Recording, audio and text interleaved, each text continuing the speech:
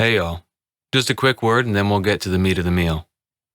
If you like what I'm doing here and you want to show your love, why don't you go ahead and hit the like button, give a comment, heck, subscribe, ring the bell. After all, I do upload every other Friday right here, and, well, you wouldn't want to miss that, would you? Anyway, that having been said, let's go ahead and get on with the show. Hope you enjoy. Pumpkin Patch, an original short story by Charlie C.C. Thomas. As the summer sun set behind the farmhouse, Lucy stood beneath the height of the outer gate with her son, Mark. She smiled at her cousin, Max, as he helped the last of the kids into the van and made sure they were buckled and ready to leave. She returned an knowing grin as he pocketed his hands and leaned his back on the driver door, looking away as Lucy knelt to give her privacy. She found Mark's eyes and gave him a mother's smile, coupling his sad face as she stroked his cheek with her thumb. "You know the drill, baby," she said in a thicker southern accent than she had. "All the little ones gotta go before nightfall. To keep us safe, I know. But why can't you come with us?" He met her with his big blue eyes, his father's eyes, with his father's pleading look. "It's dangerous for you too, isn't it?" She nodded and sank to both knees with a considering frown that she didn't mean, hand falling down Mark's arm to rest in her lap. "Yep, it's dangerous for everyone, but if we don't keep the patch at bay, they'd see the whole house up in flames and us run out or dead. Then why don't we just leave?" Mark asked as the shadows grew longer. It was a good question, one Lucy had asked herself more than once. "It's just a house. We can live anywhere. You're right, the house ain't nothing. But, you know it's more than the house, or the barn, or the fields. It's everything. We'd lose our income, our harvest, all the kids and families we bring out here for the mazes and pumpkin picking." She smiled bitterly at the irony. "This been our home for so long, and we Cullens don't know nothing else. Most of us, anyway." She looked back at Max, watching them from the corner of his eye before he tapped his wrist. She nodded and looked back to Mark. "It's time for you to go, baby. If you don't leave soon, I can't take my station, and we might all be in a heap of trouble then. This wasn't always ours, though," Mark protested as Lucy stood and led him to the van on the dirt road. "We won it in a bet, right?" Max picked Mark up under his arm and swung him into the van with a roll of the boy's eyes, answering for Lucy. "Sorta. We're proud to be Cullens, but ain't everyone who's kin good just 'cause they're family." Lucy continued for him as Max buckled Mark into the seat, the other kids chattering amongst themselves. "Old Silas Cullen, he was a bad man, baby. He did bad things to get this land. Really bad things." "That's why the patch comes every night. Tries to take it back," Max said with a ruffle of Mark's hair. "But we won't let him." Lucy leaned in and kissed his cheek, rubbing where the print would have been before she sighed. "We didn't do anything to them, and that family's been dead for 90 years. I'll not let any of us pay for the sins of that man." Mark nodded with a pout as Max grabbed the handle. "I still say we should just leave. Maybe they'll all find rest if we go and they retake the property." Max shut the door and opened the driver's. "Ain't that simple, bud. If they were ghosts, that'd be sound. But whatever they are, they ain't ghosts."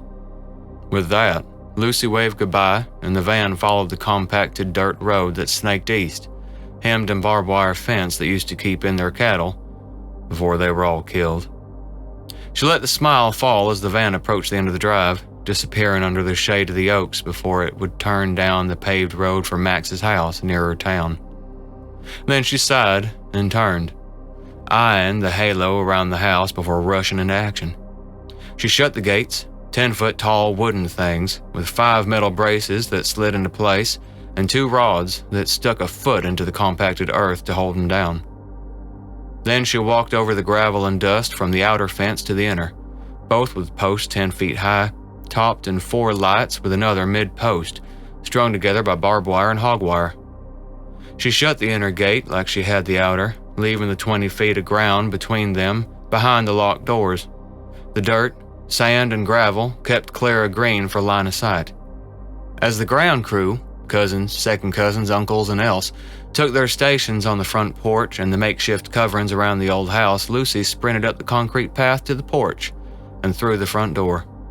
One of her cousins called out for her to hurry before Great Uncle Albert saw her, but she ignored him, just following the empty hall to the stairs.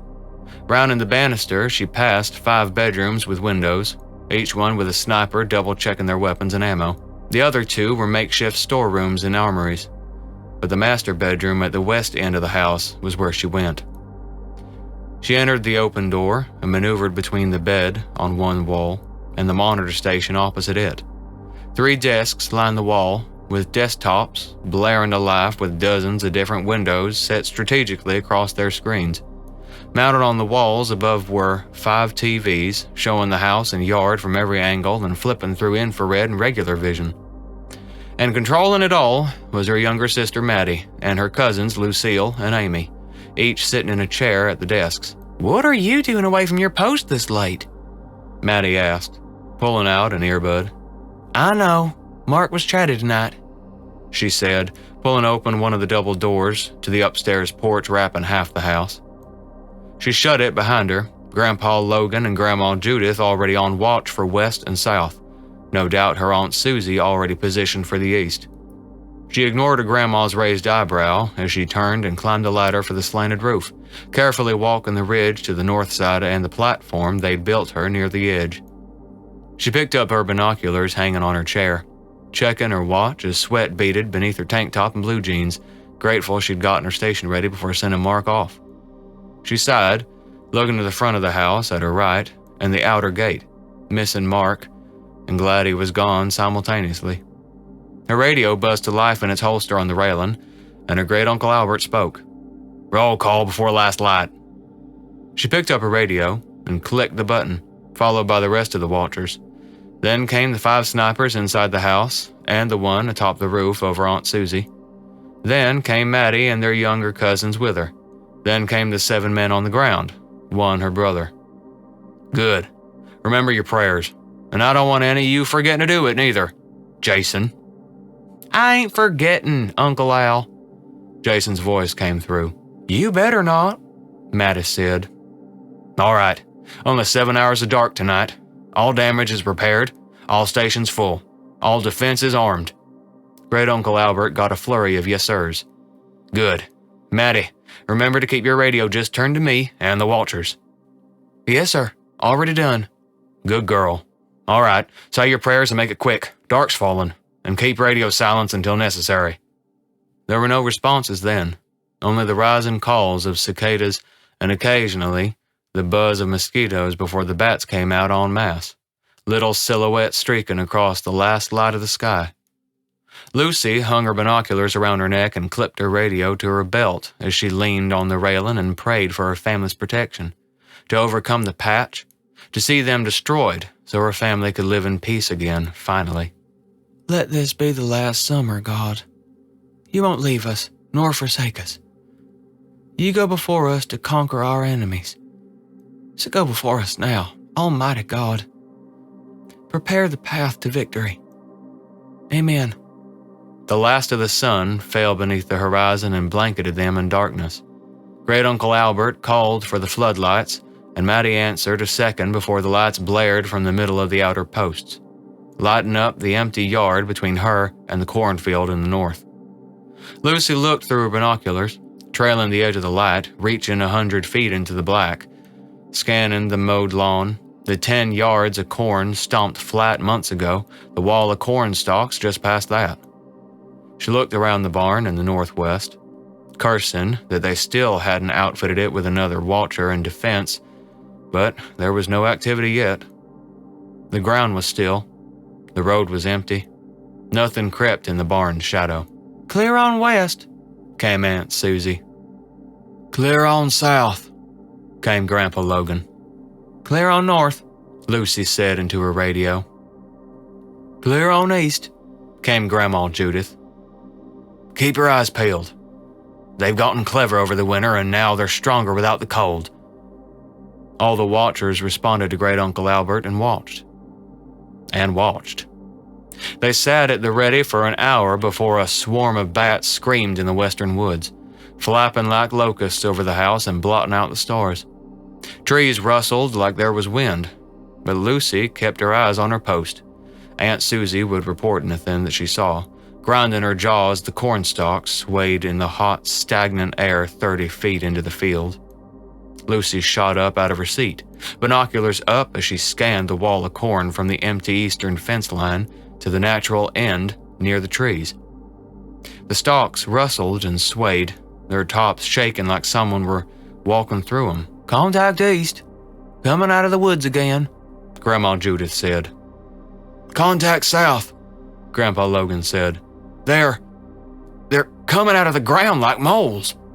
"Movement north," Lucy said into the radio. Then something pushed the stalks aside and stepped over the flattened crop. "Scratch that. Contact north in the corn." "No line west," Aunt Susie said. "Out of the ground," Great Uncle Albert said. But Lucy ignored it as one by one, members of the patch stalked out of the corn. They crept between the stalks, 15 of them, stopping at the edge of the light with just enough on them to see their twisted, mangled bodies. Bark-covered vines twisted around and between the bones of long dead people, giving the patch nearly human shapes, though their proportions were off, with large shoulders braided, tentacle-like digits. There was no flesh, or flies, or blood. By the time the patch had grown into the skeletons, all that had rotted away. But moss hung off them in places like patches of hair. Lichen and fungus grew on them too, turning their vines white and mint, but the splintering bones became yellow, pink, and red. Lucy trailed the line, recalling their names as she went from head to head.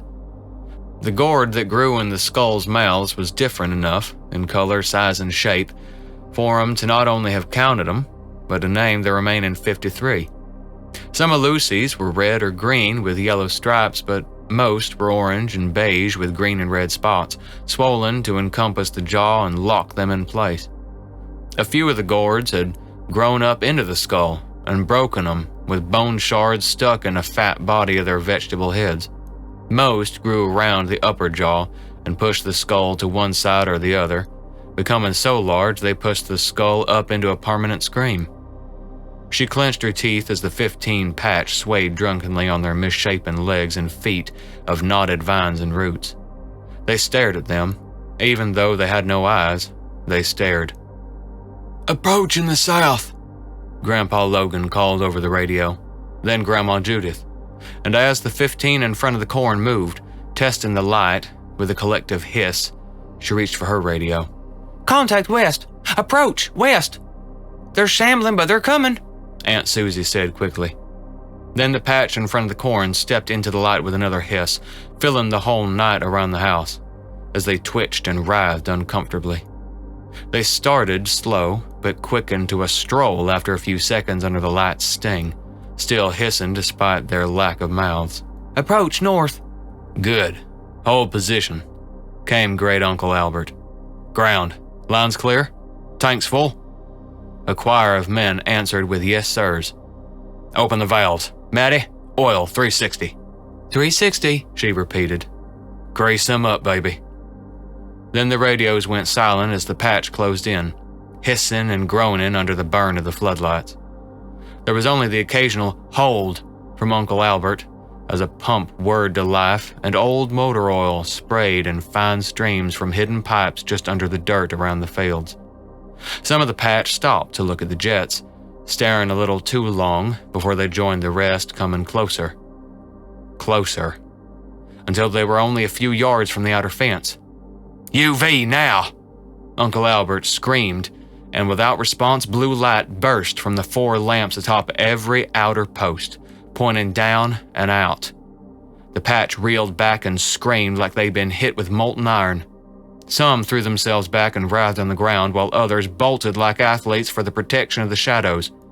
A few grabbed the ones floundering on the ground and dragged them up and back through the oil, black arches spraying everywhere. "Light the wick?" Cousin Leon asked, the youngest man on the ground. "Hold. If they advance again, light 'em up. Maddie, turn off the oil." But we could fry 'em right now.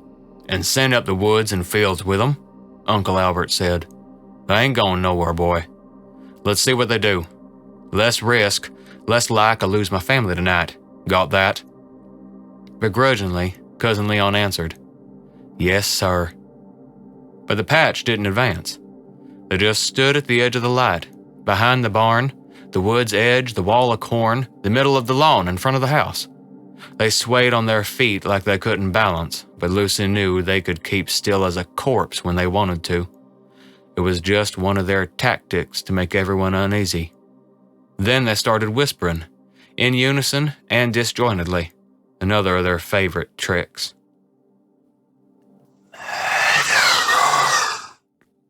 Some said, Thief, you took this land. We will take it back for them. Accept your fate. You are lost. We will wear your bones next when you are dead. On and on they whispered the same chants, accusing them of the murder of the Feltmans, of cheating them out of their land, of forcing their daughters to marry Silas Cullen's sons. For 2.5 hours they swayed at the edge of the light, oil collecting in their crevices or dripping down their bark, hissing whenever one tested the light, whispering in a choir of dead breath. Lucy might have gone to sleep in her chair if it weren't for the constant check-ins from Great Uncle Albert. Any change? He asked. All the watchers answered with no change, and returned to silence before Lucy dropped the binoculars and leaned forward in her chair, rubbing her eyes and sitting up with a drooping face. She fished out the square tin of breath mints she kept caffeine tablets in and popped one on her tongue, grimacing at the flavor before swallowing it dry. She sighed, leaning back and crossing her arms to stare at the line of 15 patch before the corn. No, 10 now. She furrowed her brow and spoke into the radio. Anyone count the patch at the start? 14, came Aunt Susie. 10, came Grandpa Logan. 10, came Grandma Judith. What's up, Lucy? What you smell? Great Uncle Albert called on the line. We quiet? After a moment, he came back on. We are now. Talk, honey. I started with 15, but now there's only 10. Maybe they shifted around. Everyone do count. After a few moments, everyone phoned in and came back with smaller numbers. Uncle Albert cursed. None of them got through. Ground. Sweep around and check the fences. Did you notice where they went? None of the watchers did. Al, Grandpa Logan said. The ground's moving. What? I see it. Between the fences, called Aunt Susie. Lucy shot to her feet, heart racing and eyes wide as she looked through her binoculars, falling between the fences. It wasn't the whole ground, but several spots shifted the dirt and gravel unevenly, like something squirmed just under the surface. Here too, Lucy called, following the ground between the fences and the patches of undulating dirt. Maddie, armed mines 360. Great Uncle Albert called with an edge to his voice. Armed? Lucy squeezed her eyes shut with a scream as 2 of the mines exploded in a flash of light and debris. She fell back, one of her ears ringing as the chair, fallen, skittered onto the roof. Great Uncle Albert cursed and scolded Maddie. I didn't set them off. They're underground, Al, Grandpa Logan called. Contact! Someone on the ground yelled. Then came the gunfire. 3 quick shots, then another 3 before the snipers got to work. Lucy groaned and pushed herself onto her knees, leaning on the banister of her platform as the gravel and dust sank into black holes in the ground. Some spots between the fences still exploded, but the open holes saw vines and bark-covered hands grip the ground and heave the patch onto the dirt. They were tall and fat and thick. Some even had feathers and furs on their backs. Others grew thorns. Everyone down! Great Uncle Albert shouted on the radio. Maddie, blow 'em! 360? Now! Without another word, Lucy's eyes went wide. She threw herself onto the floor, hands on her ears, and curled into a ball as every landmine exploded between the 2 fences. Lucy stayed there a moment, too long of a moment before she pushed herself up and groaned as dust clouded the air and rocks and clods of dirt thudded all around. She stood, leaning on the rail again and scouring the ground, one of her ears still ringing. Gravel and dirt were flung everywhere. The fence posts sat askew, some nearly falling to the ground, with huge gaps in the UV rays, and some of the lamps not even working anymore. "Gaps in the fence north," Lucy droned into the radio, hand on her ringing ears, but not coming away with blood, thankfully.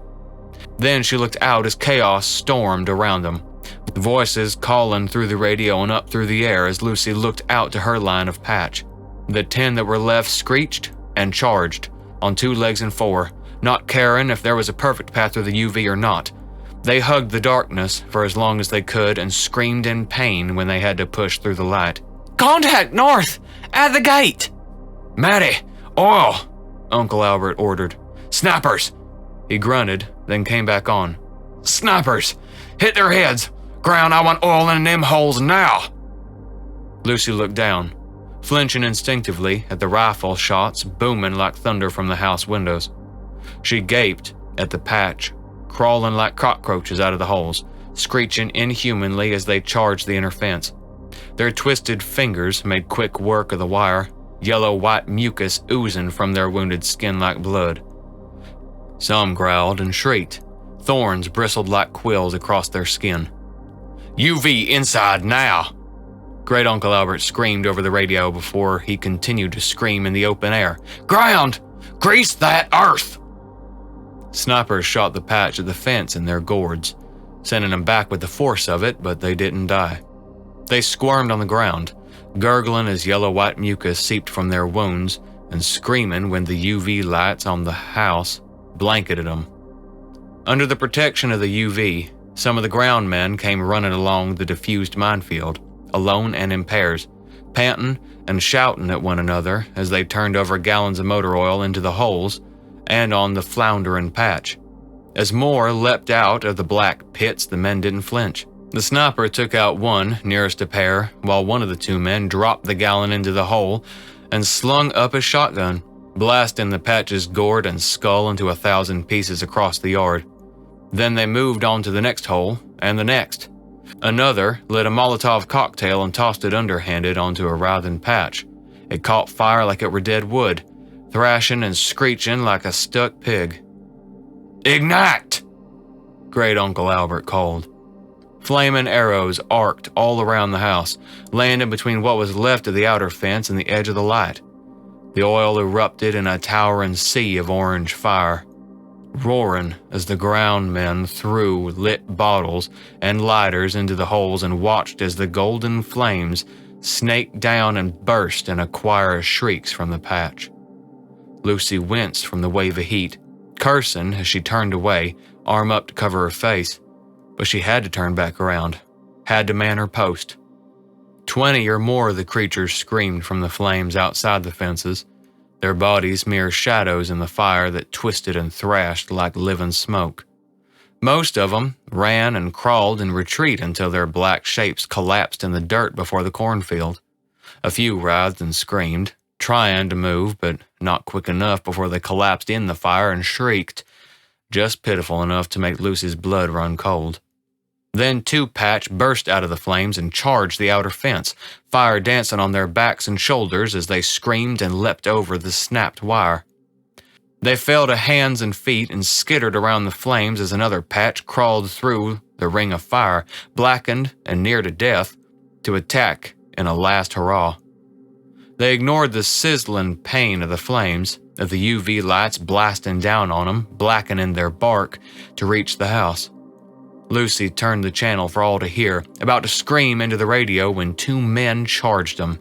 They fired off 5 rounds, only hitting one in the head while one of the snipers took out the other. The patch reared back, arms swinging wildly with terrible, inhuman screams as they tried to find the men and crush them with their misshapen hands. The men, one of them her brother, surrounded one of the patch and kicked it to its back. The sound drew the other demon which had charged, but when it turned and leapt after the noise, her brother ducked out of the way. It fell, and all of them floundered like upside-down bugs before their limbs broke backward and they rose back on all fours. But before they could move, the man, with her brother, unshouldered a battering ram and brought it down onto the patch's head, squishing it into the gravel. He beat it again and again, yelling as her brother brought down a chopping axe into the other patch's head, splintering its body into pulp before they stood shoulder to shoulder, panting and looking over their work. They grabbed the patch still writhing on the ground, the one charred and black from fire, and threw it back into a flaming pit. Then they kicked the other two left and came back with more oil. They tossed the gallon into the pit and the flames rushed up in a choir of screams and alien curses. Lucy stepped back as Great Uncle Albert called over the radio, checking on everyone twice and screaming for Lucy to answer when she didn't, until she finally did, voice distant, almost a whisper, as she leaned on the rail and looked out to the rest of the patch. Half of them were whole, if you could call that whole, and the other half were charred and bleeding their disgusting slime. A few were still on fire, rushing up to the rest and falling to the ground as the others fell on top of them and dug up the earth to cover the flames. One was too tall, vines stretching the human bones apart to stand maybe 8 feet high. It was bent and crumpled in the dirt like a chopped-up tree, groaning with a smashed gourd and cracked jaw. Teeth were missing now, and its quills bristled weakly in waves like goosebumps. Another was small and plump, with dozens of so-called fingers and toes hanging off its long limbs.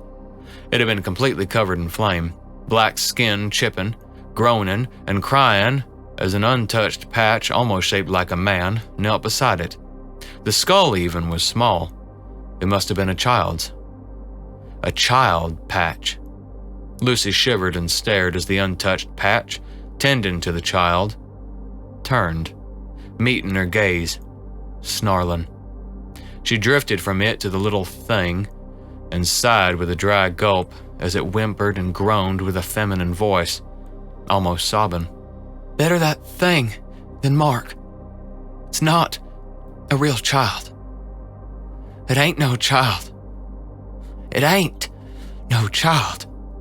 She leaned hard on the rail as she forced herself to remember they weren't human or innocent or justified. Then she checked her watch and sighed, looking up and ignoring the sea of flames for a moment to drink in the stars. There weren't so many visible with the amount of fire surrounding her, making her drip with sweat, but there was enough in the black. She could make it. She would see her Mark again. With only another hour until sunrise, what could go wrong?